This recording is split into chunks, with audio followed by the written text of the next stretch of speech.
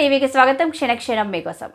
అల్లర్ల బాధిత మణిపూర్ నుంచి రాహుల్ గాంధీ సారథ్యంలో భారత్ జోడో న్యాయ యాత్రకు కాంగ్రెస్ పార్టీ అధికారం శ్రీకారం చుట్టనున్నది. నిరుద్యోగిత ధరల పెరుగుదల, సామాజిక న్యాయం వంటి సమస్యలపై ప్రధానంగా దృష్టి సారిస్తూ లోక్సభ ఎన్నికలకు సన్నాహంగా ఈ యాత్రకు ఉపక్రమించడం పార్టీ యత్నం. పార్లమెంటులో ప్రజల సమస్యల ప్రస్తావనకు ప్రభుత్వం తమకు అవకాశం ఇవ్వనందున భారత్ జోడో న్యాయ యాత్రకు ఉపక్రమిస్తున్నామని కాంగ్రెస్ వివరించింది. రాజ్యాంగంలో పొందుపరిచిన న్యాయం, స్వేచ్ఛ, సమానత్వం, సౌభ్రాతృత్వం సిద్ధాంతాలను తిరిగి నెలకొల్పడం తమ యాత్ర లక్ష్యమని పార్టీ తెలియజేసింది. ఇది ఎన్నికల యాత్ర కాదని, ఇటీవల అసెంబ్లీ ఎన్నికల్లో తమ భవిష్యత్తు మెరుగుదలను కోరుతున్నామని పార్టీ స్పష్టం చేసింది.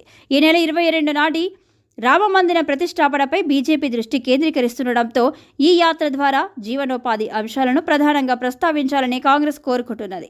మోడీ ప్రభుత్వ 10 ఏళ్ల అన్యాయ కాల్పై యాత్ర భారత్ జోడో న్యాయ యాత్ర సైద్ధాంతిక యాత్ర అని, ఎన్నికల్లో ఓట్ల సముపార్జన కోసం కాదని కాంగ్రెస్ స్పష్టం చేసింది.